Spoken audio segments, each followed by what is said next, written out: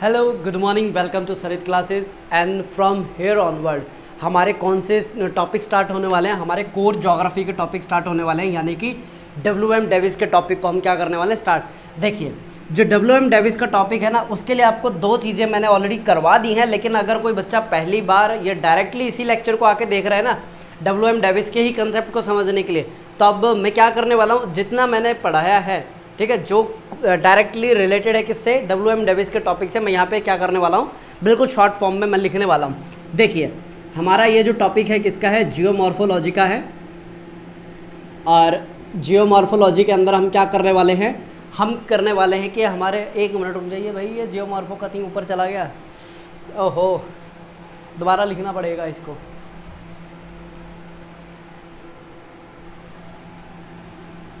ठीक है, तो इसके अंदर अभी हम क्या करने वाले हैं, सबसे पहले हमने ये देखा है कि जो फोर्सेस लगते हैं किसके ऊपर, अर्थ के ऊपर, वो कितने टाइप के हैं, दो टाइप के। तो यहाँ पे अभी हमारा जो मेजर फोकस है किसके ऊपर, जो प्रोसेसेस है, जो फोर्सेस लगते हैं, वो किसके ऊपर रहेगा, एक्सोजेनेटिक के ऊपर।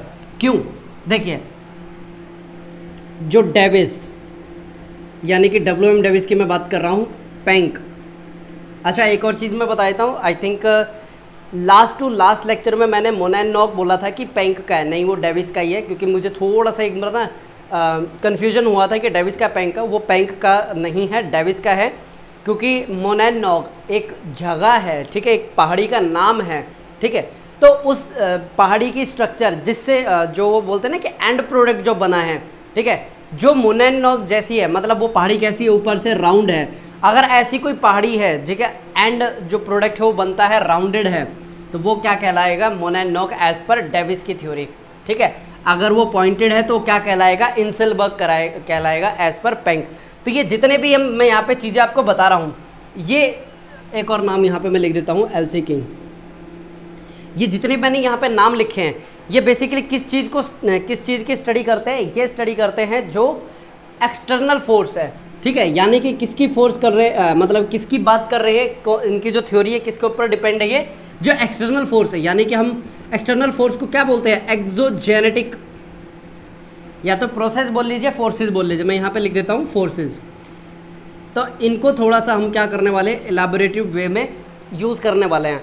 देखिए, अब जब भी यहाँ पे आप स्टेटमेंट लिखेंगे ना एज पर डेविस, मैं बताऊँगा स्टेप बाय स्टेप कैसे आपको वो सारी चीज़ें पता होनी चाहिए। तो देखिए, एक्सोजेनेटिक प्रोसेस है वो बेसिकली कितने टाइप की हैं, दो टाइप की हैं, weathering and erosion, weathering and erosion, ठीक है। उस लेक्चर, मतलब जो रिवर रिजुवनेशन, ये डाउट वाला सेशन था, उससे पहले जो मैंने करवाया था उसके अंदर मैंने आपको ये दोनों करवाए थे, उसके अंदर इरोजनल मैंने नहीं करवाया था, क्योंकि ये जो इरोजनल वाला कंसेप्ट है ना, ये किसने सबसे ज़्यादा एक्सप्लेन किया है, डेविस, पैंक और एलसी किंग ने, ठीक है। जो इरोजनल पोर्शन है वो किन्होंने काफ़ी अच्छे से एक्सप्लेन किया है, डेविस, पैंक और एलसी किंग ने। तो क्यों ना एक बार हम इसको रिवाइज ही कर लें, ताकि हमारे को सारी चीज़ें अच्छे से याद भी हो जाए। तो आपकी जो वेदरिंग होती है बेसिकली दो तरीके की होती है, एक होती है फिजिकल वेदरिंग और एक होती है केमिकल वेदरिंग। एक होती है फिजिकल वेदरिंग और एक होती है आपकी केमिकल वेदरिंग प्रोसेस है, जिससे जो रॉक है वो डिसइंटीग्रेट होती है, टूट के छोटे टुकड़ों में, ठीक है, विभाजित हो जाती है। इसके बाद जो केमिकल वेदरिंग है ये आगे जाके 3 में जाके डिवाइड होती है, बताइए होती है कि नहीं, ऑक्सीडेशन यानी कि जंग लगना, सिंपल सा आप ये याद रख लीजिए, ऑक्सीडेशन यानी कि जंग लगना। यहाँ पे क्या हो जाएगा, Fe यानी कि आयरन है, आयरन किससे रिएक्ट कर जाएगा, ऑक्सीजन से, ठीक है, आयरन ऑक्साइड बनाएगा और ये कलर कैसा प्रोड्यूस करेगा, रेड कलर प्रोड्यूस करेगा। इसके बाद बताइए, मैंने लाइमस्टोन का बताया था, यानी कि कार्बोनेशन,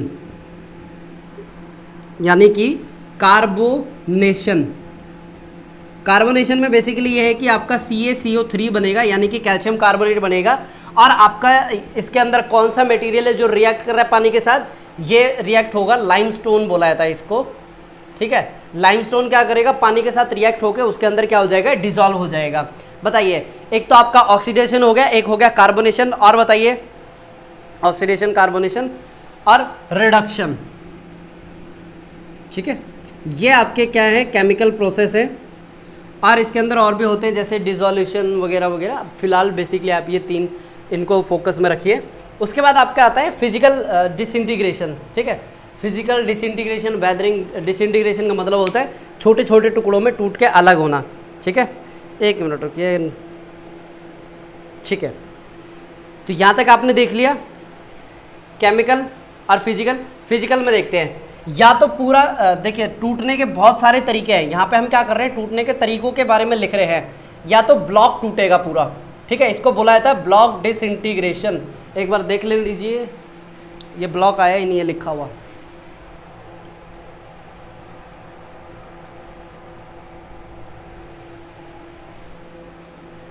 या तो पूरा ब्लॉक टूटेगा, इसको बोला जाता है ब्लॉक डिसइंटीग्रेशन, या फिर उसके अंदर से ग्रेन्स निकल जाएंगे, इसको क्या बोला जाता है, ग्रैनुलर डिसइंटीग्रेशन। देखिए, या तो पूरा ब्लॉक टूट के अलग हो गया, या फिर ग्रेन्स उसमें से अलग हो गए। अगर आपको नहीं समझ में आया, ऑलरेडी बहुत डिटेल में करवा दिया गया है ये। ठीक है, पीछे जो लेक्चर्स हैं उनको जाके एक बार चेक कर लीजिए, उनके अंदर ये सारी चीज़ें कवर्ड है। या फिर जो यूपीएससी का फेवरेट है, एक्सफोलिएशन। ठीक है, एक्सफोलिएशन क्या होता है, इसको दूसरे नाम से भी जाना जाता है ऑनियन पीलिंग। ठीक है, जैसे हम प्याज के छिलकों को ऐसे परत दर परत हटाते हैं ना, वो। एक और आता है फिजिकल के अंदर, वो आता है शैटरिंग। नाम से ही क्लियर है, क्या आता है, शैटरिंग। देखिए शैटरिंग बेसिकली क्या होता है, मान लीजिए आपने कोई पत्थर है धूप में रखा उसको काफ़ी देर तक, अब वो काफ़ी गर्म हो गया और उसके ऊपर से एकदम ठंडा पानी डाल दीजिए, क्या होगा, ये आपका प्रोसेस ना कंटिन्यू 1 महीने तक करनी है। आपको क्या देखने को मिलेगा, वो जो पत्थर है ना over the period of time बिल्कुल भुरभरा हो जाएगा, यानी ब्रिटल जिसको बोलते हैं ना, यानी कि उसके ऊपर जरा सी चोट मारेंगे टूट जाएगा। लेकिन यहाँ पे नेचर के अंदर कोई ऐसे थोड़ा लेके तो नहीं बैठा, यहाँ पे क्या होता है, एकदम से ना पत्थर खुद ब खुद चटक जाता है। ठीक है, यूट्यूब पे सर्च कीजिएगा शैटरिंग के नाम से, नेट जियो जो नेशनल ज्योग्राफी है उन्होंने काफ़ी अच्छी इसके ऊपर वीडियोस डाली हुई है कि किस तरीके से जो पत्थर है ऑटोमेटिक आवाज़ आती है एकदम चटक की, ठीक है, अपने आप टूट के अलग हो जाता है। तो ये क्या कहलाता है, आपका शैटरिंग। तो अभी तक हमने क्या देखा है, फिजिकल के अंदर ब्लॉक डिसइंटीग्रेशन, ग्रैनुलर एक्सफोलिएशन, उसके बाद हमने देखा है शैटरिंग। ठीक है, यहाँ तक बताइए समझ में आ गया। अब एक और नोट यहाँ पे अगर आप बना रहे हैं ना, ये भी बना लीजिए।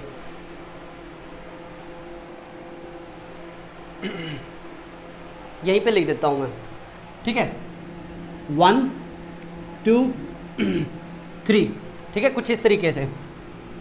यहाँ पे अगर मैं बात करूँ 1, यानी कि WM डेविस किसकी बात कर रहे हैं, WM डेविस बात कर रहे हैं डाउन कटिंग की। ठीक है, डाउन कटिंग बोल सकते हैं या फिर डाउन वेस्टिंग बोल सकते हैं आप इसको। होती क्या है, ये मैं भी आपको स्टेप बाय स्टेप बताते जाऊंगा। ये क्या है, मैं क्या साथ के साथ आपके नोट्स ही मैं कंप्लीट करवा दूँ अगर आप बना रहे हैं तो। ठीक है, लिख लिया ये इतना, ओके। इसके बाद देखिए यहाँ पे एलसी किंग किसकी बात करता है, स्लोप रिप्लेसमेंट की। ये अभी आपको कुछ समझ में नहीं आएगा, पहली बार अगर आप देख रहे हैं तो आप इसको कंटिन्यू देखते रहिए, तभी आपको ये सारी चीज़ें समझ में आएंगी। स्लोप रिप्लेसमेंट,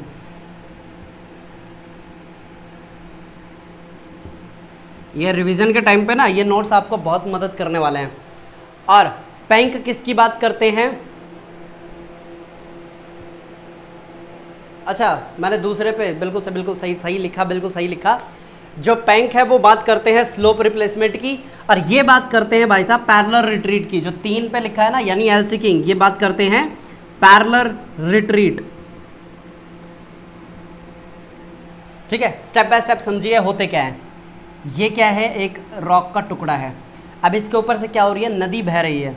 तो नदी क्या करेगी, इसको इस तरीके से ना डाउनवर्ड क्या करती जाएगी, कट करती जाएगी। क्या कर रही है, नीचे की तरफ इरोड कर रही है कि नहीं कर रही है, बताइए।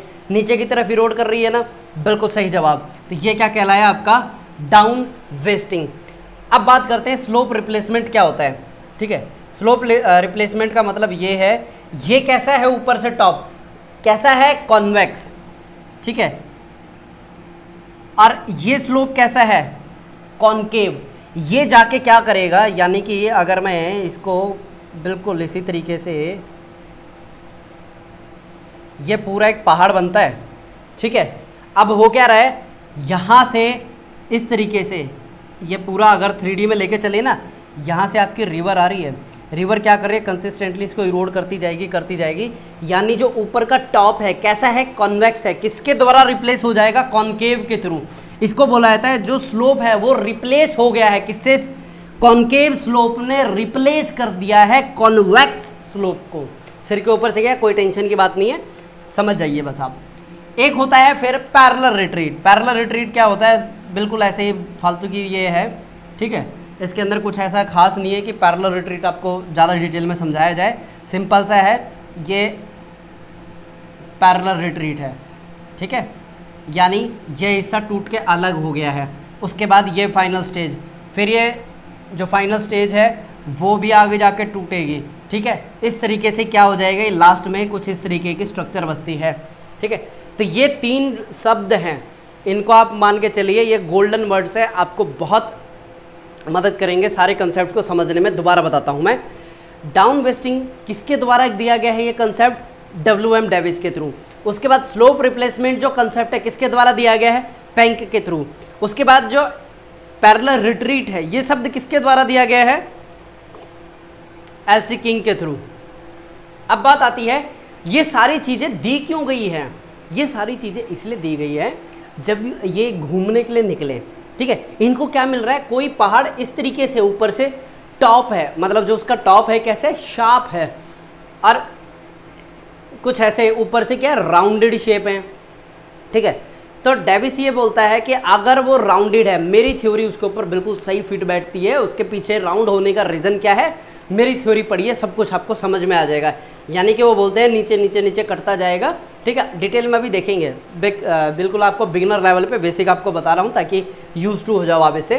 तो क्या बनेगा लास्ट में, पेने प्लेन। पेने प्लेन का मतलब है नियर टू दी फ्लैट, ठीक है, पेने प्लेन शब्द का नाम जो मतलब ही यही है कि नियर टू दी फ्लैट। और ये पैंक भाई साहब बोलते हैं नहीं, पैडी प्लेन बनेगा। क्या बनेगा, पैडी प्लेन, ठीक है। और स्ट्रक्चर का नाम क्या दिया इन्होंने, मोनैनॉक। WM डेविस की बात कर रहा हूँ, मोनैनॉक। और पैडी प्लेन ये किसने नाम दिया है, बिल्कुल सही जवाब दिया, पैंक ने दिया है, और इनका नाम है इंसिलबर्ग, ठीक है। जो स्ट्रक्चर है ना, जो पॉइंटेड टिप है, उसको क्या नाम दिया है, इंसिलबर्ग पैंक ने, इंसिलबर्ग, ठीक है। समझ में आ गया यहाँ तक। ये बेसिकली वर्ड्स है जो बार बार आपको सुनने को मिलेंगे अब कम से कम 2 या 3 लेक्चर के अंदर, ठीक है। 2 से 3 लेक्चर के अंदर यही शब्द घूम फिर के वापस आएंगे, ठीक है। अगर ये शब्द आपके कान में जम गए ना, समझ में आ गया कि ये क्या है, समझ में आपको सारी चीज़ें एकदम क्लियर आ जाएंगी। बस आप इधर उधर मत करना। डाउन कटिंग डी यानी डेविस का दिया गया है। स्लोप रिप्लेसमेंट पी किसका है, पैंक का, ठीक है, याद रखिएगा इस तरीके से।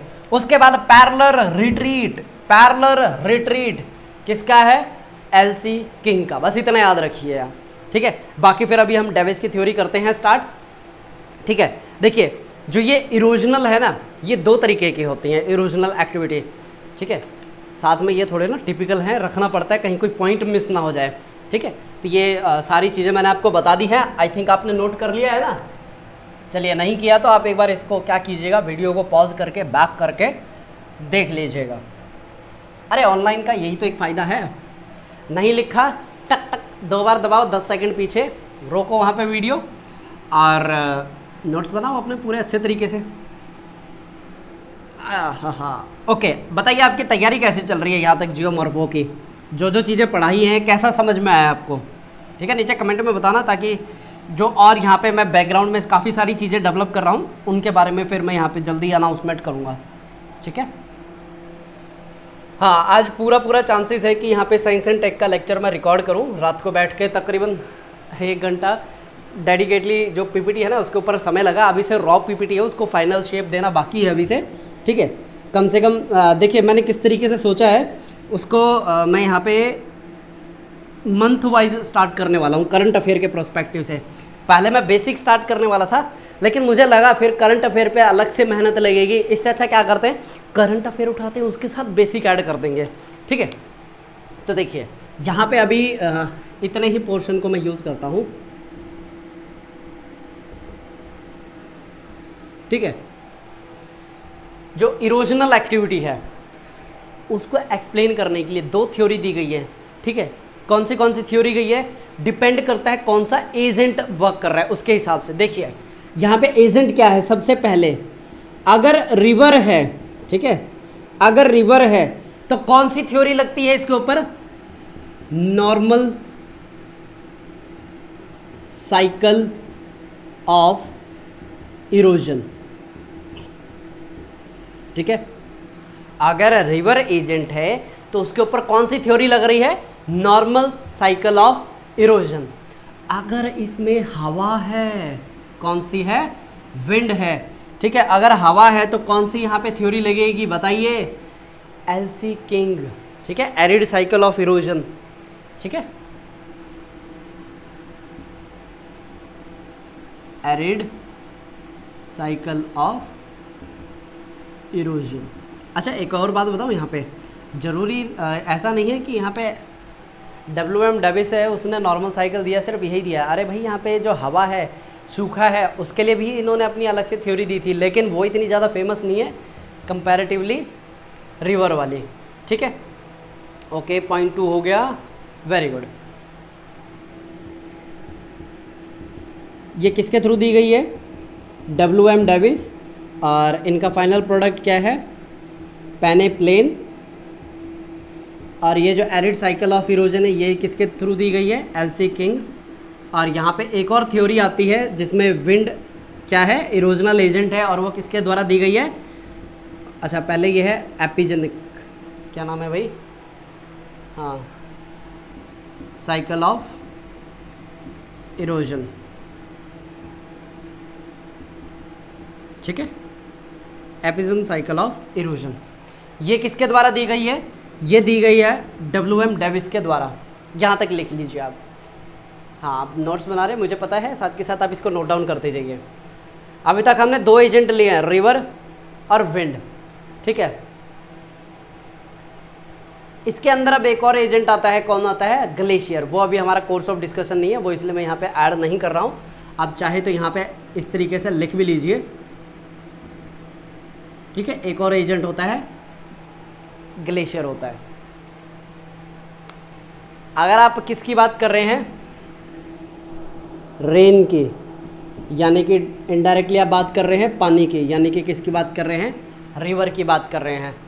अगर आप बात कर रहे हैं किसकी, डेजर्ट की, ठीक है, यानी रेगिस्तानी कंडीशन की, यानी आप किसकी बात कर रहे हैं, विंड की, यानी आप बात कर रहे हैं एरिड साइकिल ऑफ इरोजन, यानी आप बात कर रहे हैं एलसी किंग के द्वारा दी गए प्रोसेस की।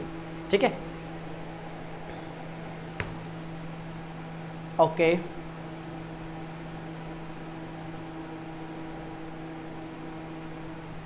ये पेल्टियर के थ्रू दिया गया है ये।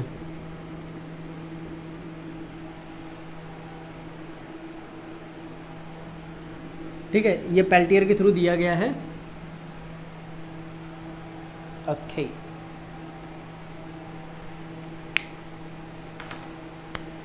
लिख लिया गया इतना।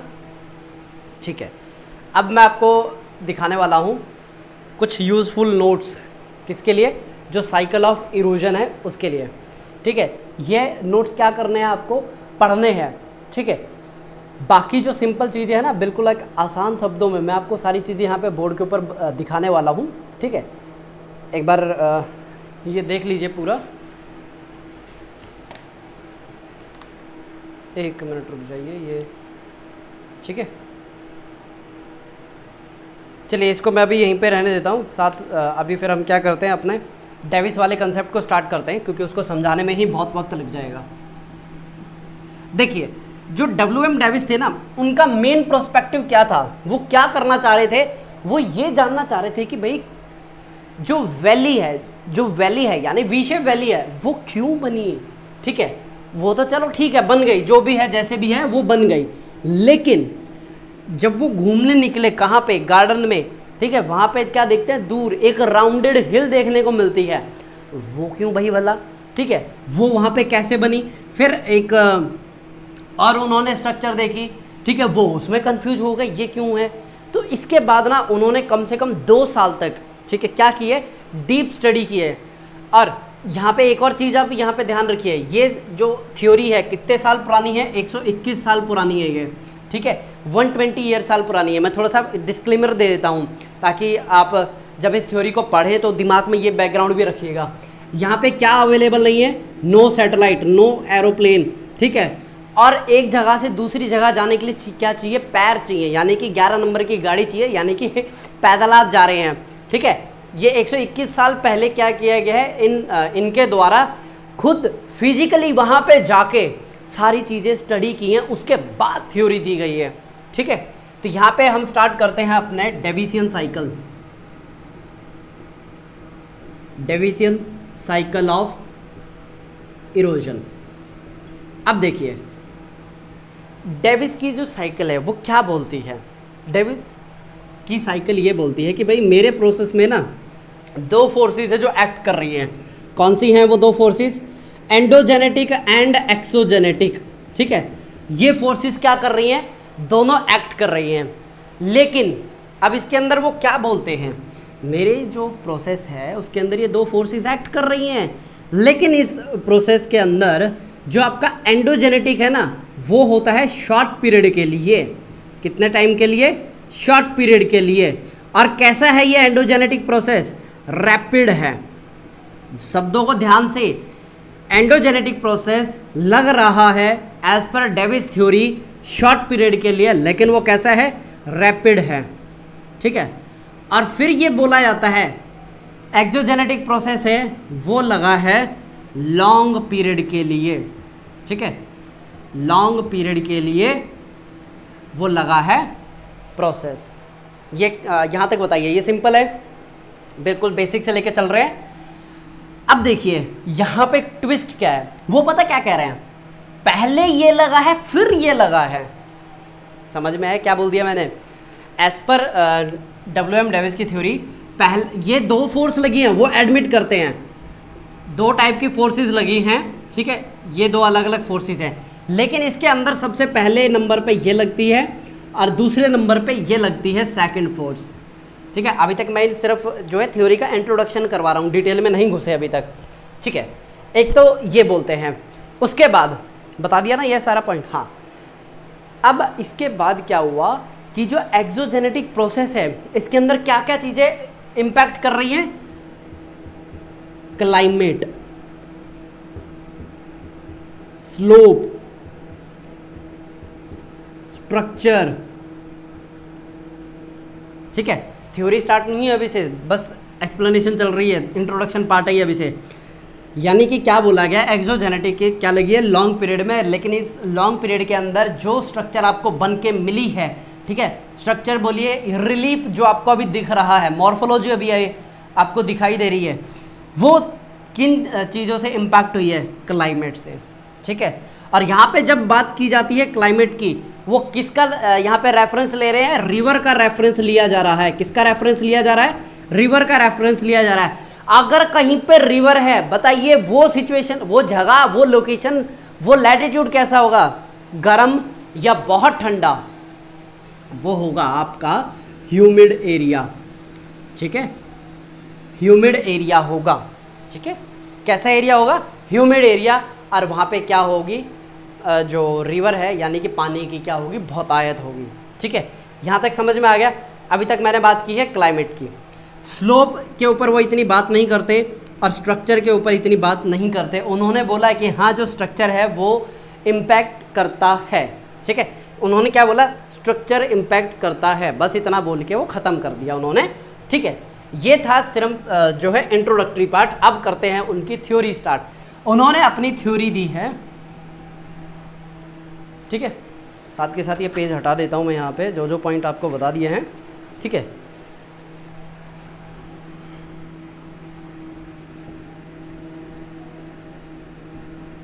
ठीक है, अब जो ये थ्योरी है इनकी, पता नहीं कितनी बार ठीक है बोल रहा हूँ मैं, अब ये जो थ्योरी है इसके अंदर इन्होंने क्या बोला है, एक बार मैं ना पढ़ के बताता हूँ, जो मैंने यहाँ पे अपने हैंड रिटन नोट्स बना रखे हैं ना।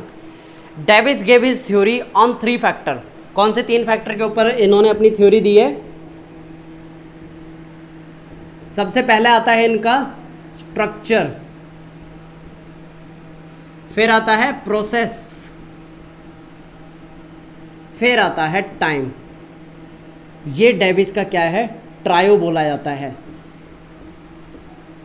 इसको क्या बोला जाता है? डेविस का ट्रायो। यहां तक बताइए, समझ में आ गया? ये पॉइंट क्लियर हो गए ना सारे आपको? एक्सो, रेडो, रैपिड, शॉर्ट और ये सारी चीज़ें समझ में आ गई? बहुत बढ़िया। अब देखिए, ये जब डेविस की जो थ्योरी आई थी, इसके पीछे का बैकग्राउंड बताता हूँ मैं, यानी कि यहाँ पे अब बैकग्राउंड आ रहा है किसका? थ्योरी के पीछे का। देखिए, जब ये थ्योरी आई थी ना, इसके पहले 2 मेजर वो हुए हैं इंसिडेंट। सबसे पहला इंसिडेंट हुआ है कौन सा? जेम्स हटन के द्वारा दी गई एक थ्योरी है, उसको बोला जाता है यूनिफॉर्मेटिज्म। ठीक है, यूनिफॉर्मेटिज्म। ये किसके द्वारा दी गई थ्योरी है? ये जेम्स हटन के द्वारा दी गई थ्योरी है। एक मिनट रुकिए, जेब से निकल गया ये। एक तो ये है, और दूसरा इसके बैकग्राउंड के अंदर, यानी ये जो थ्योरी दिया ना, उससे 30 साल पहले आई थी वो। और वो किसकी थी? चार्ल्स डार्विन की थ्योरी आई थी, नेचुरल सिलेक्शन। ठीक है, मतलब कि थ्योरी ऑफ एवोल्यूशन जो बोला जाता है, चार्ल्स डार्विन के द्वारा एक थ्योरी डेवलप की गई थी। और वो थ्योरी कौन सी थी? Natural selection. अरे नेचुरल सिलेक्शन तो उसका एक वो कंसेप्ट था, क्या बोला था मैंने? Evolution of species. Evolution of species.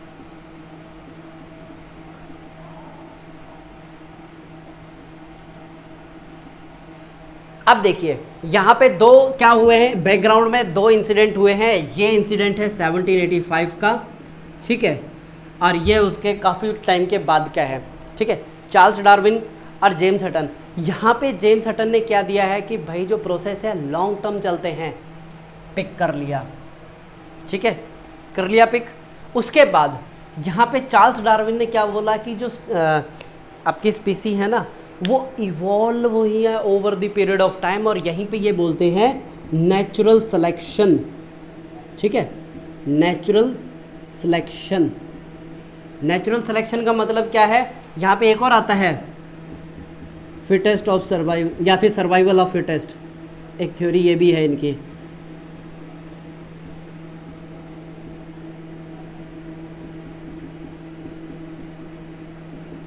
ठीक है, बस आप इनका नाम जान लीजिए, इतना ही बहुत है, क्योंकि ये सारी थ्योरी ना डायरेक्टली किसको इम्पैक्ट करती थी?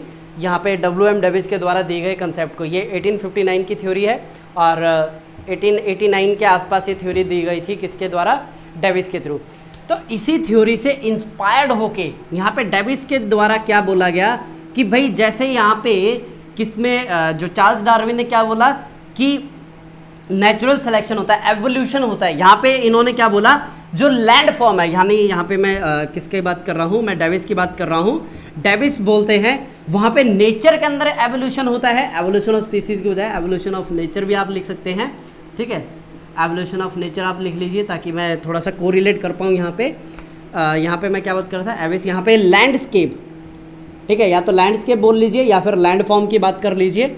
अब ये दोनों चीज़ें हैं, क्या हो रही हैं? समय के साथ इवॉल्व हो रही है। क्या हो रही है? ये दोनों समय के साथ इवॉल्व हो रही हैं। ठीक है, तो यहाँ पे इवॉल्व के अंदर ये डार्विन ने कुछ हो दिया था, वो अब छोड़ दीजिए, ये वहाँ पे पीछे रह गया। डेविस ने क्या बोला कि मेरी जो लैंड फॉर्म है वो क्या होगी? इवॉल्व हो रही है। ठीक है, अब वो जो एवोल्यूशन हुआ है, क्या नाम दिया है उसका? Youth, mature, old age. बताइए, ये क्लियर हो गया? डेविस ने डार्विन से इंस्पायर होके क्या बोला कि जो लैंड फॉर्म है वो over the period of time क्या होती जाएगी? इवॉल्व होती जाएगी। यानी कि यूथ से वो आएगी मैच्योर में, मैच्योर से आएगी ओल्ड एज में, ओल्ड एज के बाद ख़त्म कहानी। ठीक है, फिर उसके बाद दोबारा से स्टार्ट होगा। लेकिन यहाँ पे ना एक पूरा साइकिल नहीं बनता है। ठीक है, ओल्ड एज में जाके जो रिवर है ना वो फिनिश हो जाती है। यहाँ तक क्लियर? अब एक एक टॉपिक को उठा के ना बड़े ध्यान से हम देखने वाले हैं कि ये क्या है। बेसिकली इंट्रोडक्टरी पार्ट आपको समझ में आया कि नहीं आया? दोबारा से मैं सारी चीज़ें आपको क्या करता हूँ? रिकॉल करवाता हूँ। जो डेविस का इरोजन ऑफ साइकिल है, यानी कि डेविजियन साइकिल ऑफ इरोजन है, इसका दूसरा नाम क्या है? Normal cycle of erosion. Clear? अब यहाँ पे क्या बोला गया? दो तरीके की फोर्स लगती हैं, एंडो और एक्सो। एंडो क्या बोले कि भाई लगती है, लेकिन पहले ये लगेगी, रैपिड लगेगी, ठीक है, शॉर्ट पीरियड के लिए। और दूसरे नंबर पे यानी बाद में लगेगी क्या? एक्सोजेनेटिक, ये होगी लॉन्ग पीरियड के लिए। इसको कौन कौन चीजें इंपैक्ट करेंगी? Climate, slope, structure. ठीक है, ये 3 पॉइंट याद कर लिया आपने, ध्यान में रख लिया, बहुत बढ़िया। इसके बाद ये अपनी थ्योरी को देना स्टार्ट करते हैं। क्या बोलते हैं कि जो मेरी जो थ्योरी है उसके अंदर 3 फैक्टर जो है वो रोल अदा करते हैं। वो 3 फैक्टर कौन से? स्ट्रक्चर, प्रोसेस और टाइम। ठीक है, अब स्ट्रक्चर और प्रोसेस, टाइम इन्होंने अपनी थ्योरी के अंदर दे दिया। इसी को बोला जाता है ट्रायो, ठीक है, ट्रायो ऑफ डेविस थ्योरी। उसके बाद हमने बैकग्राउंड देखा, जेम्स हटन की यूनिफॉर्मेटिज्म देखा, फिर उसके बाद चार्ल्स डार्विन का यहाँ पे हमने क्या देखे, किस तरीके से इम्पैक्ट डाली उनकी आइडियोलॉजी में, और वही जो इनके थॉट प्रोसेस को यहाँ पे हम देख रहे हैं youth, mature and old age की फॉर्म में। अब बारी आती है स्टेप बाय स्टेप यहाँ पे youth, mature and old age को समझने की। और क्या पॉइंट है यहाँ पे भाई? हाँ, स्ट्रक्चर, प्रोसेस और टाइम, यानी कि 3 पॉइंट अब ये समझेंगे और 3 पॉइंट अभी हमें ये समझना है कि क्या क्या चेंजेस होते हैं। ठीक है, स्ट्रक्चर मतलब कि क्या, प्रोसेस मतलब कि क्या, टाइम मतलब कि क्या यहाँ पे रिप्रेजेंटेशन कर रहा है। करें फिर अपने काम को थोड़ा सा और गहराई में जाके। चलिए एक बार मैं यहाँ पे अपने पूरे कैनवास को इरेज कर देता हूँ। अभी तक कोई भी डाउट है? नहीं है, बहुत बढ़िया, यानी कि सिर के ऊपर से आपकी ये थ्योरी गई है। अरे बेटा एक बात बताऊं, अगर आपने पूरी थ्योरी देखी, समझी, पढ़ी, डाउट नहीं आया ना, इट मीन्स आपको कुछ समझ में नहीं आया, या फिर आपने रीडिंग नहीं की है। जो पीछे का जो बैकलॉग है ना वो अभी तक आपका बना हुआ है। ठीक है, हाँ, 10 में से 1 बच्चा ऐसा होता है जिसको पहली बार जब उसने देखा, सुना और वो उसको उसी टाइम याद हो जाता है। ठीक है, अब देखिए यहाँ पे डेविस ने ना अपने कुछ वो दिए हैं पॉइंटर। ठीक है, वो आप एक बार थोड़ा ध्यान से देखिए। सबसे पहले उन्होंने क्या बोला है कि एक्सोजेनेटिक प्रोसेस है वो लगेगी, ठीक है, और वो लॉन्ग पीरियड लगेगी। एंडो अपनी थोड़ी देर के लिए लगती है, उसके बाद ख़त्म हो जाती है। तो इसको इस तरीके से ना करके हम क्या कर लेते हैं, स्ट्रक्चर, प्रोसेस, टाइम। ठीक है, और यहाँ पे आ जाएगा आपका यूथ, मैच्योर, ओल्ड एज। ठीक है, इन 6 कंसेप्ट्स को हम क्या करते हैं, थोड़ी सी और गहराई में देखते हैं। अरे भाई ये प्रीमियम कंटेंट है जो भी मैं आपको यहाँ पे पढ़ा रहा हूँ ना, ये बहुत ही वेल रिसर्च, मतलब बहुत समय लगते हैं ये सारे कंसेप्ट्स को ध्यान में रखना। ठीक है, फिर आपको एकदम आसान शब्दों में डिलीवर करना।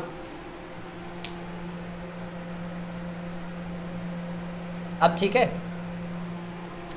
देखिए अब यहाँ पे बात हो रही है स्ट्रक्चर। मुझे बताइए स्ट्रक्चर यहाँ पे क्यों यहाँ पे लिया गया है। देखिए स्ट्रक्चर किस लिए लिया गया है, अगर हार्ड रॉक है, कैसी रॉक है, हार्ड रॉक, या फिर सॉफ्ट रॉक है, इनमें से कौन सी सबसे जल्दी इरोड होगी, ये बताइए। इसमें से सबसे जल्दी इरोड कौन सी होगी, सॉफ्ट रॉक जल्दी इरोड होगी। ठीक है, तो यहाँ पे डेविस ने अपने कंसेप्ट में क्या लिया है कि जो स्ट्रक्चर है वो रोल अदा करता है सिर्फ सॉफ्ट और हार्ड रॉक। इतना बोल के ना ज़्यादा इसके ऊपर कोई बात नहीं बोली गई डेविस के थ्रू। ठीक है, क्या नहीं बोला गया, डेविस ने आगे और कुछ नहीं बताया कि हार्ड रॉक, सॉफ्ट रॉक कौन सा किस रेट से इरोजन होगा। ठीक है, किसकी इरोजनल कैपेसिटी कितनी है, मतलब कि कौन कितनी डेप्थ में, कितनी गहराई में और किस लेवल तक इरोड हो सकता है, इसके आगे कुछ नहीं बोला यहाँ पे डेविस ने। यहाँ पे स्ट्रक्चर पे आते ही इतना बोला कि हार्ड रॉक होगी, सॉफ्ट रॉक होगी। ठीक है, यहाँ पे कंपैरेटिव आपको क्या देखने को मिलेगा, इरोजनल कैपेसिटी, मतलब इरोजनल कैपेसिटी तो जो एजेंट है उसकी होगी। यहाँ पे कौन कितना इरोड हो पाएगा, सिर्फ इतना बोला कि हार्ड की कम होगी, ठीक है, सॉफ्ट की ज़्यादा होगी, बस कह के बंद। ठीक है, इसके आगे कुछ नहीं बोला। क्यों नहीं बोला, क्योंकि एज पर डेविस इनके थ्योरी में सबसे ज़्यादा इंपॉर्टेंट किसको जो इम्पोर्टेंस है किसको दिया गया है, समय को, यानी कि टाइम को क्या दिया गया है कि अरे भाई समय के बगैर कुछ भी पॉसिबल नहीं है, समय के बगैर क्या नहीं है, कुछ भी पॉसिबल नहीं है, ये बता दिया स्ट्रक्चर में। अब फिर ये पूछा गया भाई प्रोसेस तो बताइए क्या क्या प्रोसेस लगी है। इसके अंदर ये बोला गया है कि भाई दो आपकी जो मेजर प्रोसेस है ना वो लगी हैं, एक तो केमिकल और एक फिजिकल प्रोसेस, ठीक है, केमिकल और फिजिकल प्रोसेस। फिजिकल प्रोसेस में आपकी रिवर ऐड कर ली गई, केमिकल प्रोसेस जो हमने वो पहले लिखा था ना एक्सोजेनेटिक के अंदर, और फिर यहाँ पे फिजिकल के अंदर भी हमने शैटरिंग मैटरिंग ये सारी चीज़ें लिखी थी, वो आ जाती हैं। बताइए यहाँ तक क्लियर? स्ट्रक्चर सॉफ्ट और हार्ड डन, फिर उसके बाद प्रोसेस में केमिकल और फिजिकल समझ में आ गया, वेरी गुड, डन। और सारा कुछ बता दिया ना इसमें, ठीक है। अब देखिए यहाँ पे क्या लग रहा है, कौन सा प्रोसेस है ये, एंडो या एक्सो? बताइए कौन सा प्रोसेस है? ये एक्सो प्रोसेस है, ठीक है। अब ये एक्सो प्रोसेस है तो इसके अंदर एक एजेंट यहाँ पे आएगा, कौन सा, रिवर यहाँ पे इंट्रोड्यूस कर दिया जाता है, किसके द्वारा, डेविस के थ्रू। वो ये बोलते हैं कि यहाँ पे जो प्रोसेस है, रिवर भी यहाँ पे क्या कर रही है, मेजर अपना रोल अदा कर रही है, किसमें, इरोजन करने में। जो रिवर है वो क्या बनाएगी, वी शेप वैलीज बनाती जाएगी, ठीक है। रिवर क्या करेगी, वी शेप वैली बनाएगी इनिशियल स्टेजेस में, यानी कि यूथफुल स्टेज में, डिटेल में बाद में देखेंगे, ठीक है। स्टेज 1 पे ये क्या बनाएगी, वी शेप वैलीज बनाएगी। डिटेल में मैं अभी आपको थोड़ी देर में जब ये यहाँ पे यूथ में और ओल्ड एज कराऊंगा तब बता दिया जाएगा। अब बात आती है यहाँ पे समय की। समय को ये इतना ज़्यादा इंपॉर्टेंस देते हैं, यानी कि यहाँ पे आप ये लिख सकते हैं कि टाइम के लिए इन्होंने क्या बोला है कि जो एंडो है ना, एंडो आपका क्या है, शॉर्ट पीरियड के लिए, उसके बाद वो थम जाता है। ये सबसे बड़ी गड़बड़ थी इनकी। क्या बोला कि एंडो हुआ और होके ख़त्म हो गया और वो फिर दोबारा कभी एंडो हुआ ही नहीं है, ठीक है। यानी कि एंडो हुआ, मना नहीं कर रहे, लेकिन शॉर्ट पीरियड के लिए हुआ, ठीक है। और एक्सो क्या हुआ है, लॉन्ग पीरियड के लिए। ये टाइम के अंदर ये सारे पॉइंट्स आपके आ जाएंगे। यहाँ तक समझ में आ गया। अब देखते हैं कि यूथफुल क्या है। अब वो ये बोलते हैं कि यूथफुल स्टेज के अंदर जो रिवर है वो क्या है, अपने साथ ज़्यादा काइनेटिक एनर्जी लेके चल रही है। क्या लेके चल रही है, ज़्यादा काइनेटिक एनर्जी लेके चल रही है। और ये काइनेटिक एनर्जी क्यों है, यहाँ पे जो स्लोप है वो ये काइनेटिक एनर्जी प्रोवाइड कर रहा है, क्योंकि due to the influence of gravity यहाँ पे स्लोप कैसा है, स्टीप है, पानी बहुत स्पीड से आ जाएगा, काइनेटिक एनर्जी ज़्यादा, तो यानी कि इरोजनल कैपेसिटी हो जाएगी ज़्यादा, और इसकी वजह से आपको क्या देखने को मिलेंगे, वी शेप वैलीज आपको देखने को मिलेंगी। बताइए यूथफुल स्टेज समझ में? अरे भाई ज़्यादा गहराई में मैं नहीं समझा रहा, सिर्फ आपको सिंपल लैंग्वेज में समझ में आना चाहिए, बाकी फिर मार्किंग तो आपको मैं करवा ही दूंगा, ठीक है।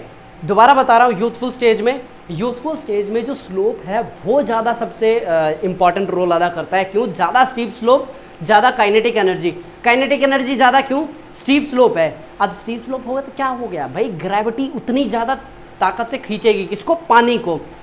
क्या बनेंगी, वी शेप वैली बनेंगे। इस वी शेप वैली को ना आप चाहे तो थोड़ा सा और ऐसे गहरा बना लीजिए, थोड़ा सा फील आएगा, ये इसको बोलते हैं वी शेप वैली, ठीक है। तो ये था यूथफुल स्टेज में। अब बात आती है मैच्योरिटी की। यहाँ पे मैच्योरिटी में क्या बोला कि भाई जो काइनेटिक एनर्जी है ना वो धीरे से कम हुई है, ठीक है। यानी कि काइनेटिक एनर्जी यूथ से ओल्ड तक जाते हुए क्या हो जाएगी, कम हो जाएगी। यहाँ पे क्या हो चुकी है, काइनेटिक एनर्जी कम हो गई है, तो यहाँ पे वी शेप वैली नहीं बनेंगी, इधर कौन सी वैली बनेंगी, यू शेप वैलीज बनेंगी। यानी कि यहाँ पे यूथफुल स्टेज में क्या हुआ, वर्टिकल डाउन कटिंग, ये बहुत इंपॉर्टेंट है, लिख लीजिए इसको। यूथफुल स्टेज में क्या हुआ है, वर्टिकल डाउन कटिंग। लेकिन मैच्योर स्टेज में क्या हुआ है, मैच्योर स्टेज में हुआ है लैटरल, ठीक है, लैटरल कटिंग बोलते हैं इसको। लैटरल कटिंग की बजाय ना लैटरल इरोजन लिख लीजिए, ये ज्यादा सही लग रहा है। लैटरल इरोजन, लैटरल इरोजन क्या होता है, ये देखिए, ये वी शेप वैली है ना, अब इसको कुछ इस तरीके से कट कर दिया जाएगा, यानी जो वी है उसको कन्वर्ट कर दिया जाएगा यू में, और जो एक्स्ट्रा मटेरियल है वो अब आ जाएगा ओल्ड एज में। ओल्ड एज में क्या है, काइनेटिक एनर्जी बहुत ही कम है, इस तरीके से ये मेंडर हो गई, और ये क्या बना रही है, फैन बना रही है ना, यानी कि डेल्टा बनाती जा रही है। ठीक है, ये सिंपल सा कंसेप्ट है डेविस का। बताइए, youth, mature, old age. Old age आते आते क्या खत्म हो गई है? काइनेटिक एनर्जी बिल्कुल ही खत्म हो गई है। स्ट्रक्चर में बताइए कोई समझ, हार्ड और सॉफ्ट, मतलब कोई दिक्कत समझ में तो आ ही गया आपको। स्ट्रक्चर में हार्ड और सॉफ्ट, बस इतना बोल के ख़त्म। किस में क्या होगा, किसका रोल कितना ज़्यादा इंपॉर्टेंट, नो, नहीं बताया। प्रोसेस में केमिकल, फिजिकल, ये प्रोसेस होंगी, लेकिन रिवर को क्या बताया गया है? Dominating part. रिवर को यहाँ पे डोमिनेटिंग पार्ट बता दिया है। ठीक है, करेंगे क्रिटिकल एनालिसिस, बोलते नहीं कि पोस्टमार्टम करते हैं इस थ्योरी का भी। ओके, ठीक है, रिवर हो गई है, केमिकल, फिजिकल, वेदरिंग हो गई सारी। उसके बाद यहाँ पे टाइम बता दिया, एंडो और एक्सो वगैरह सारा कुछ बता दिया, टाइम डिपेंडेंट ज़्यादा बनाई है इसको। ठीक है, उसके बाद ये सारी हो गई है। एक बार मैं देख लेता हूँ कोई पॉइंट मिस तो नहीं हो गया आपको, जो पॉइंट मुझे यहाँ पे शेयर करने थे। बेसिक एजम्पशंस बता दी हैं, humid temperate region of the world में होगा। ठीक है, रैपिड अपलिफ्टमेंट हुई है, डन, ये बता दिया गया है। ठीक है, टाइम थ्योरी है। अब क्या करने वाले हैं हम यहाँ पे, एक बहुत ही मस्त डायग्राम बनाने वाले हैं। डायग्राम बनाने के बजाय ना मैं आपको दिखा देता हूँ। ठीक है, बनवा दे ताकि आपको पता चल जाए वो बनता कैसे है। चलिए बनवा ही देते हैं फिर आपको।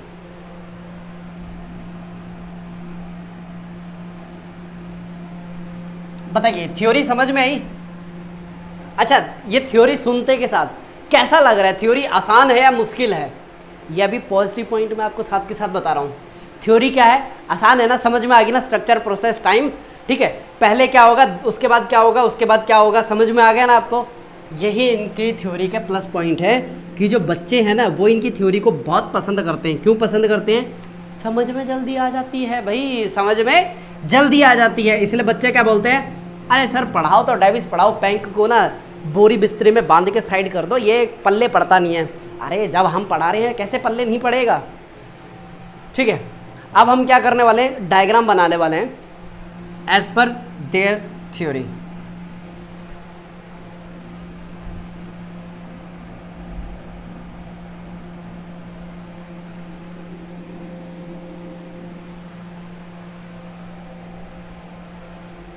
लाइन टेढ़ी जा रही है।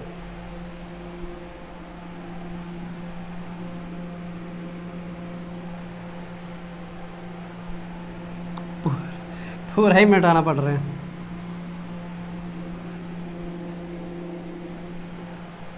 अब देखिए क्या बोला गया है, रैपिड अपलिफ्टमेंट हुई है। क्या हुई है? Rapid upliftment. यही दिखानी है आपको, ये हो गए रैपिड अपलिफ्टमेंट। अरे भाई क्या हो गया तुम्हें? ठीक है, ये क्या शो कर रही है? एक बार यहां से देखिए, ये ग्राफ है, क्या शो कर रहा है? रैपिड अपलिफ्टमेंट को शो कर रहा है कि नहीं कर रहा? इसके बाद बताइए, रैपिड अपलिफ्टमेंट के बाद क्या हुआ है? वी शेप वैली बनी है कि नहीं बनी है? ये बन गई अब वी शेप वैली। अब वी शेप वैली आगे जाके क्या होगी? अरे हाइट छोटी होगी कि नहीं होगी? कर दीजिए इसकी हाइट छोटी। ठीक है, वी शेप वैली, हाइट छोटी हो गई। वी शेप के बाद क्या बनाया था हमने? U shape valley. ठीक है, बना दीजिए, लेकिन साथ की साइड हाइट भी क्या करनी है आपको? कम करनी है। देखिए मैं आपको फिर दोबारा बता देता हूँ। एकदम से क्या हुआ है? रैपिड अपलिफ्टमेंट हुई है। ठीक है, रैपिड अपलिफ्टमेंट के होने के बाद क्या हुई है? सबसे पहले आई है यूथफुल स्टेज, यानी वी शेप वैली। और वी शेप वैली ने क्या किया है? फिर यहाँ पे देखिए हाइट कम हो गई है, अगली जो लेवल है ना, हाइट कम हो गई है। अब जैसे ही हाइट कम होती गई क्या हुआ है? यू शेप वैलीज का फॉर्मेशन हुआ है। यू शेप वैली बनी है तो इसने भी क्या किया है? हाइट कम कर दी है। ठीक है, एक और यू शेप वैली आप बनाते ले आइए। ठीक है, अब देख रहे हैं ये है बेस लेवल। ये जो है ना नीचे जो मैंने लाइन बनाई है, ये क्या डिपेक्ट कर रही है? ये बेस लेवल को डिपेक्ट कर रही है। ठीक है,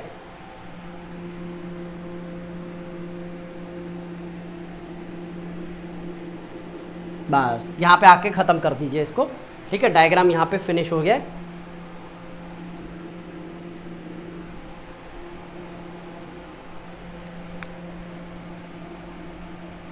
ये आगे आपको पानी शो करना है। ठीक है, ताकि आपको मैं ये दिखा पाऊँ, आपको नहीं, आपको एग्जामिनर को ये दिखाना है कि ये इसके आगे क्या नहीं हो सकती, फर्दर इरोड नहीं हो सकती है। ठीक है, बताइए यहाँ तक क्लियर? अब इसे डायग्राम पूरा कहाँ हुआ है, एक हमें पूरा वो बनाना भी तो है। अगर इसका मैं कर्व बनाना चाहूँ, ये किस तरीके का कर्व बनेगा,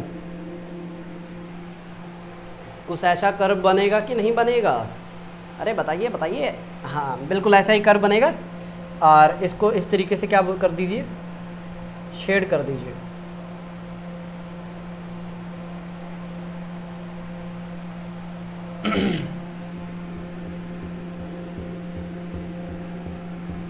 ठीक है, ये सिंपल सा रिप्रेजेंटेशन है किसके, WM डेविस के द्वारा दी गई थ्योरी का रिप्रेजेंटेशन है।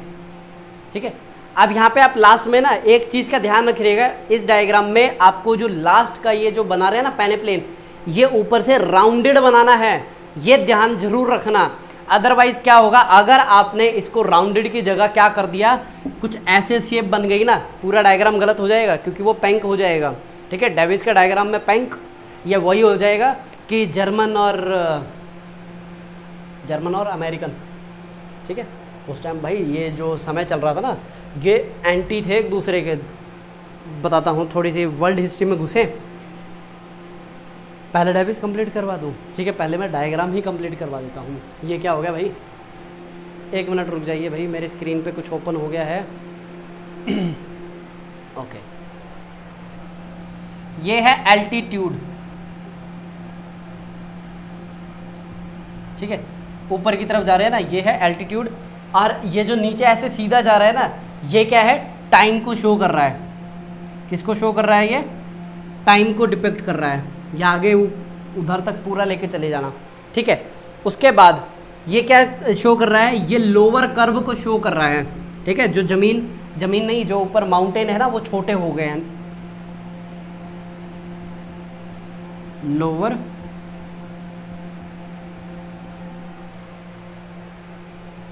कर्व।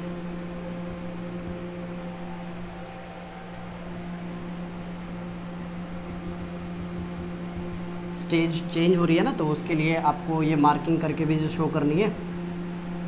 ठीक है, तो अब आपको क्या शो करना है, ये हुआ है अपलिफ्टमेंट वाला पार्ट।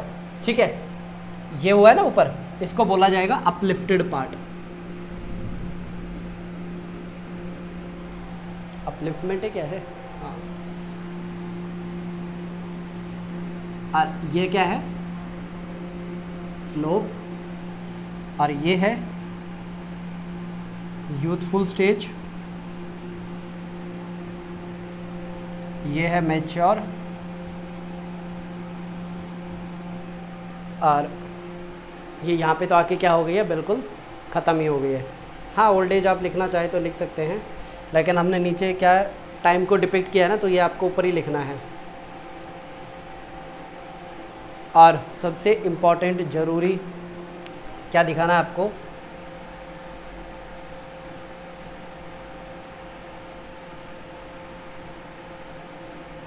मोनैनॉक।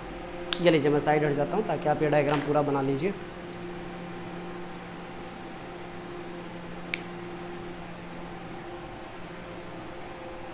हो गया यहाँ तक? अब आपको ना क्या शो करना है, यहाँ से लेने के बजाय ना यहाँ से ठीक रहेगा। ये जो टिप है ना, आपको मिलाते हुए चलनी है। ठीक है, बिल्कुल इस तरीके से। हाँ, ये थोड़ा सा ना टिपिकल पार्ट होता है टिप को मिला के चलने में।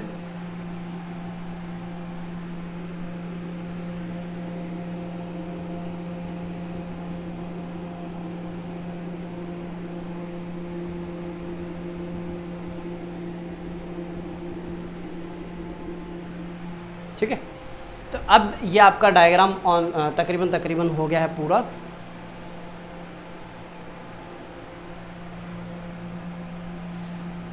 ये जो यूथफुल स्टेज है ना, इसको आप स्टेज ऑफ अपलिफ्टमेंट भी लिख सकते हैं। ठीक है, स्टेज ऑफ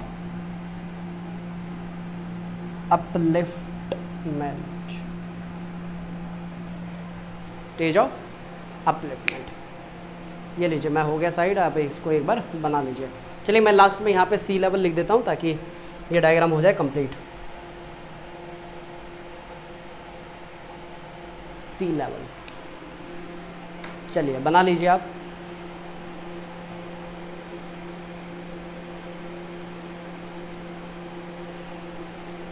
हो गया? टाइम चाहिए? Okay.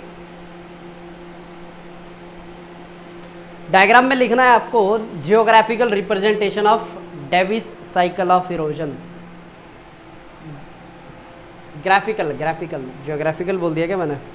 Graphical representation of Davis cycle of erosion. मैं ऊपर लिख देता हूँ, वैसे तो लिखा नीचे जाता है।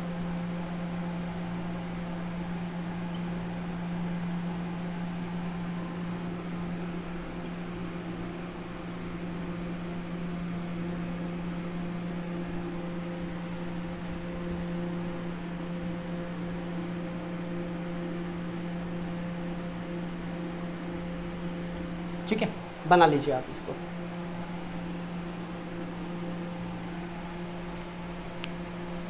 अच्छा, मेरे को खुद ही ऐसा लग रहा है कि ये ऑफ की बजाय कुछ और दिख रहा है।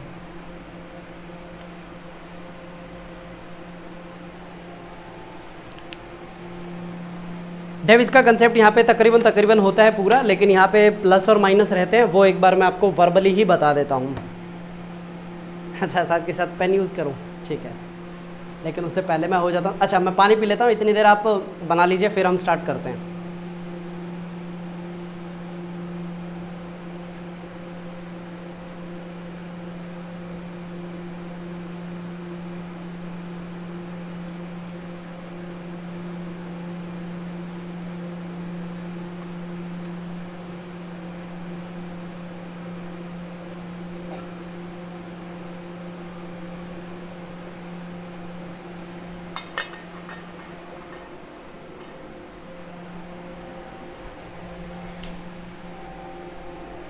करें फिर अपना काम स्टार्ट। पूरे की तो रिक्वायरमेंट नहीं है अपने को, सिर्फ आधा ही इरेज कर लेते हैं, इसी को यूज़ कर लेंगे। देखिए, अभी तक जितनी आपने नॉलेज गैदर की है, एक्वायर किया है, इससे आपको भी समझ में आ गया होगा कि भाई जो डेविस ने यहाँ पे कंसेप्ट दिया है वो गलत है। कैसे गलत है बताते हैं। अब इसका पोस्टमार्टम करते हैं। ये जो थ्योरी है ना, इसका 1 बाय 1 क्या करते हैं, पोस्टमार्टम करते हैं।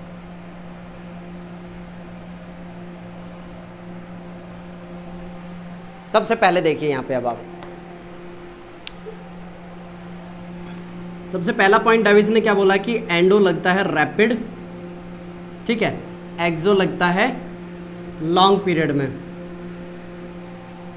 अब यहाँ पे अगर ये लगना है ना, तो इसके लिए क्या चाहिए, क्रिस्टल स्टेबिलिटी।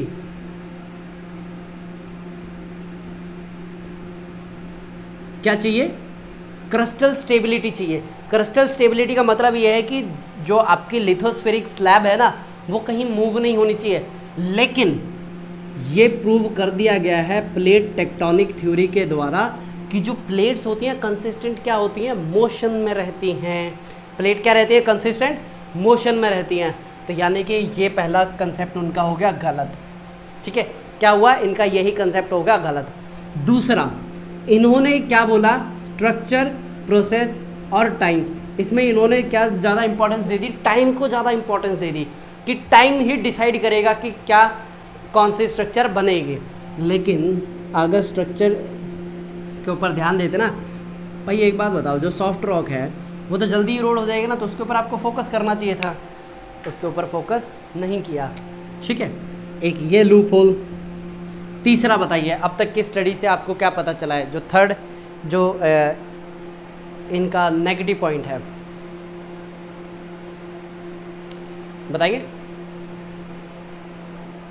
हाँ, बिल्कुल सही जवाब दिया आपने। इनका जो थर्ड नेगेटिव पॉइंट है, सो इनका थर्ड क्या है, देखिए ये दोनों क्लियर हो गए। तीसरा, इन्होंने बोला कि जो इनका जो साइकिल है, क्या नाम दिया है, नॉर्मल साइकिल ऑफ इरोजन। ठीक है, इसका मतलब क्या है कि इनकी थ्योरी हर जगह लगती है। क्या है, इनकी थ्योरी हर जगह एप्लीकेबल है। लेकिन मुझे ये बताइए, जहाँ पे सूखा पड़ता है, डेजर्टिक एरिया है, जहाँ पे रिवर है ही नहीं, जहाँ पे ग्लेशियर है, लगेगी? नहीं लगेगी। ठीक है, ये थ्योरी वहाँ पे नहीं लगेगी। ठीक है, चौथा पॉइंट, इन्होंने क्या बोला कि एंड में क्या बनेगा? मोनैनॉक बनेगा। ठीक है, यानी कि मोनैनॉक लगा लीजिए या पेनेप्लेन लगा लीजिए। तो यहाँ पे मुझे एक बात बताइए, ये खुद कह रहे हैं कि जैसे जैसे रिवर ओल्ड एज के अंदर जाएगी, काइनेटिक एनर्जी क्या होगी? कम होगी। काइनेटिक एनर्जी को छोड़ के आप अभी यह बोल दीजिए कि रिवर इरोड कम कर पाएगी, यानी कि इरोजनल कैपेसिटी उसकी कम हो जाएगी। तो यहाँ पे जब वो खुद कह रही है इरोजनल कैपेसिटी कम हो जाएगी, तो भाई पेनेप्लेन कैसे कर पाएगी? वो पेनेप्लेन कैसे बना पाएगी? ठीक है, एक तो ये इनका क्या हो गया? लूप होल हो गया, बता नहीं पाए ये पेनेप्लेन। और जैसे इन्होंने ये जो थ्योरी बताई है, ठीक है, पेनेप्लेन कहाँ थे हम? हाँ, ये नॉर्मल साइकिल वाला समझ में आ गया ना आपको कंसेप्ट। फिर आपको ये मोनैनॉक वाला समझ में आ गया, पेनेप्लेन। फिर उसके बाद जो फिफ्थ पॉइंट है, फिफ्थ पॉइंट क्या बोलता है कि जो इन्होंने थ्योरी दी है वो इनकी क्या है? मेयरली अजम्पशन है कि ऐसा होता, मतलब ऐसा होगा। ठीक है, ऐसा है, कंप्लीटली ये क्या नहीं कर पाए? प्रूव नहीं कर पाए। ठीक है, यहाँ पे लिख सकते हैं ये क्या है? मेयरली उनकी सिर्फ अजम्पशंस हैं। ठीक है, लेकिन अगर यहाँ पे किसकी बात करें? प्लस पॉइंट की, इनका प्लस पॉइंट क्या है? थ्योरी इनकी क्या है? सिंपल है। ठीक है, थ्योरी इनकी सिंपल है, इसलिए कौन पसंद करते हैं? अरे भाई स्टूडेंट्स इनकी जो बनाई हुई थ्योरी है उसको बहुत पसंद करते हैं। ठीक है, यही इनका प्लस पॉइंट है। दूसरा, लैंग्वेज क्या है? इजी है। देखिए, लैंग्वेज इजी है और सिंपल होने की वजह से ये आज भी चलन में है। ठीक है, आज भी पढ़ी जाती है। तो इसलिए यहाँ पे जब आप अपने मेंस के आंसर लिखो ना, ज़्यादा उसमें टेक्निकलिटीज़ मत डाल दीजिएगा, सिंपल रखना, उसको स्ट्रेट फॉरवर्ड रखना, ज़्यादा और कुछ नहीं। ठीक है, यहाँ तक बताइए। हमने डेविस की देखिए सारी चीज़ें कवर कर ली है, स्ट्रक्चर, प्रोसेस, टाइम। फिर उसके बाद हमने youthful, mature and old age देख लिया। फिर उसके बाद हमने जो इसके पॉजिटिव पॉइंट थे, ठीक है, वो देख लिया। फिर उसके बाद जो नेगेटिव पॉइंट थे वो इसके अंदर देख लिए हैं। अब यहाँ पे हम क्या देखने वाले हैं? इनके जो नोट्स हैं ना, वो मैं आपको स्क्रीन के ऊपर शो कर रहा हूँ, एक बार यहाँ पे ध्यान से देखिए। ठीक है, इनका पूरा नाम क्या था? William Morris Davis. ठीक है, देख लीजिए जो जो चीज़ें मैंने यहाँ पे बताई हैं यहाँ पे आपको शो हो रही है। ठीक है, स्ट्रक्चर के लिए जो मैंने बताया यहाँ पे क्या लिखा हुआ है? नेचर क्या है? नेचर मतलब हार्डनेस और परमेबिलिटी। दूसरा एल्टीट्यूड, यानी कि वो फोल्ड माउंटेन है या फोल्ट माउंटेन है। ठीक है, फोल्ड माउंटेन है, फोल्ट है, जॉइंट है, या फिर वो स्लोप है, किस तरीके के वो रॉक, मतलब मैंने जहाँ पे सिंपली ये बोल देता ना स्लोप में पीछे ये सारी चीज़ें आ जाती हैं। ठीक है, फिर उसके बाद प्रोसेस है। प्रोसेस में मतलब वेदरिंग यहाँ पे रिस्पॉन्सिबल है या फिर इरोजन रिस्पॉन्सिबल है। ये लेके चल रहे हैं, जो इरोजन है उसको ज़्यादा प्रोमिनेंस दी जा रही है, इरोजन को ज़्यादा ये बोल रहे हैं कि ज़्यादा रोल अदा किया जा रहा है। लेकिन सबसे ज़्यादा यहाँ पे किसको तवज्जो दी है? टाइम को। इसको मैं क्या करता हूँ, थोड़ा सा ना मैं मॉडिफाई करता हूँ, एक मिनट रुक जाइए।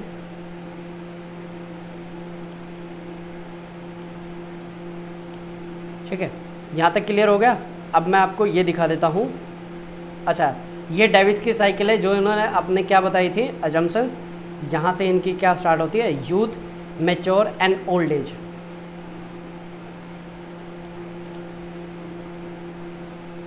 पढ़ लीजिए एक बार आप इसको। यूथ में क्या है? एकदम रैपिड अपलिफ्टमेंट हो रही है। ठीक है, मैच्योरिटी में क्या हो रही है? यू शेप वैलीज बनती दिख रही है ना, जो अभी थोड़ी देर पहले हमने बनाई थी।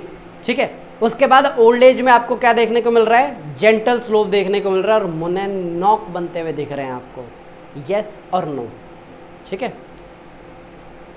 इसके बाद देखिए, ये है youth, mature and old age को रिप्रेजेंट करते हुए पिक्चर्स। ठीक है, मैं एक बार इसको दोबारा से रिसाइज कर देता हूँ।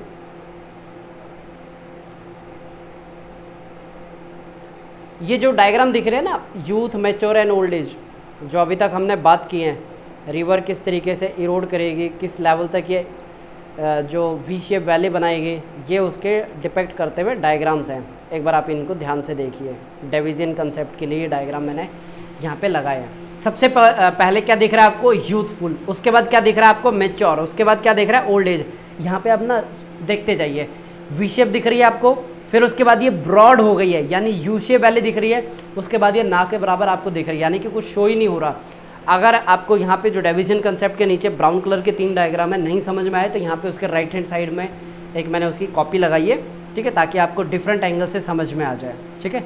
नेक्स्ट ये है जो डिवीजन साइकिल जो बोलता है ना कि जो इरोजन होता है, ठीक है, किस तरीके से इरोजन होगा ये डिवीजन साइकिल के द्वारा बताया गया है, ठीक है। मैंने एक डायग्राम बनाया था ना कि एक वी शेप वैली बननी स्टार्ट होगी, वी शेप रिप्लेस हो जाएगी यू शेप से, और यू शेप रिप्लेस हो जाएगी मोनोनॉक से। ये नीचे देख रहे हैं, इस डायग्राम को मैं बहुत ही थोड़ा सा सिंप्लीफाई करके आपको समझाता हूँ, ठीक है।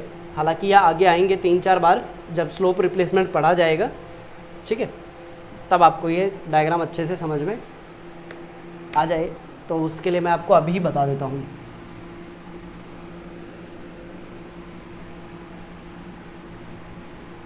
यहाँ पे देखिए क्या हुआ है, वी शेप वैलीज बनती गई है, ठीक है। ये क्या हो रहा है, वी शेप वैलीज बन रही है, वी शेप बनती गई, ठीक है। ये स्टेज 1 है। अब ये जो वी शेप है किस में कन्वर्ट हो गई है, यू शेप में कन्वर्ट हो गई है कि नहीं हुई है, ठीक है। और अब ये एक चीज़ आपने गौर की है, ये नीचे की तरफ मूव करती जा रही है, ठीक है। ये क्या हो रही है, नीचे की तरफ मूव करती जा रही है। और कहाँ गए, अच्छा मैंने इसका ना थोड़ा सा एंगल चेंज कर दिया है, ये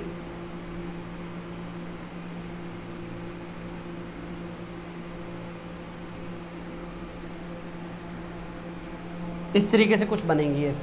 अब over the period of time क्या होगा, ये नीचे नीचे नीचे और साइज में छोटी होती जाएंगी, ठीक है। यही इधर आपको डायग्राम में शो किया गया है, ठीक है। इनिशियल सरफेस, फिर उसके बाद ये बेस लेवल तक क्या हो गया, इरोड हो गया, नीचे नीचे नीचे नीचे नीचे नीचे ये डेन्यूडेट होती जाएंगे। Over the period of time इनका क्या हो जाएगा, साइज़ छोटा हो जाएगा। और ये जो अभी हमने बोर्ड के ऊपर डायग्राम बनाया था, यहाँ पे आपको पूरा सही तरीके से मैंने डिपिक्ट करते हुए बना के दिखा दिया है। यहाँ तक क्लियर हो गया। चलिए इसके बाद ये है पॉजिटिव एस्पेक्ट्स। तो चलिए ये मैं क्या करता हूँ, अच्छा यहाँ पे जब आप वक्त लिखेंगे ना, टाइम के बारे में बात करेंगे, यहाँ पे समय में ये लिख देना कि due to time dependence theory it was criticised by पेंक, ठीक है। ये आपको ज़रूर मेंशन करना है, तभी ये नंबर अच्छे मिलेंगे, ठीक है। यहाँ तक इधर तक ठीक है ना।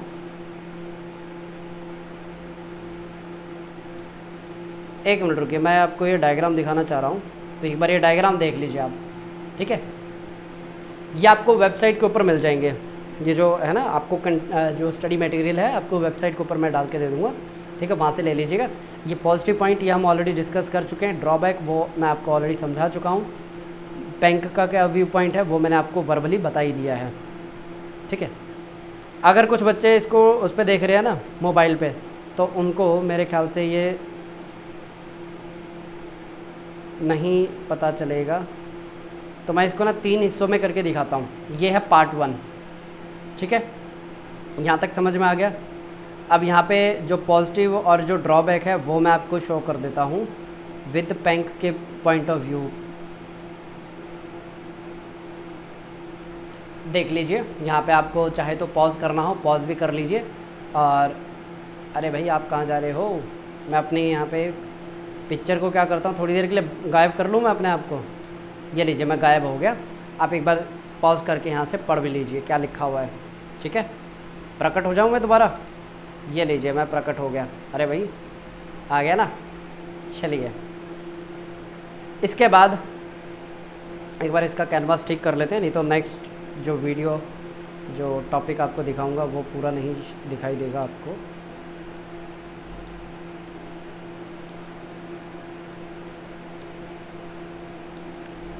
ठीक है, यहाँ तक डेविस समझ में आ गया। अच्छा डायग्राम मैंने आगे लगा रखे थे।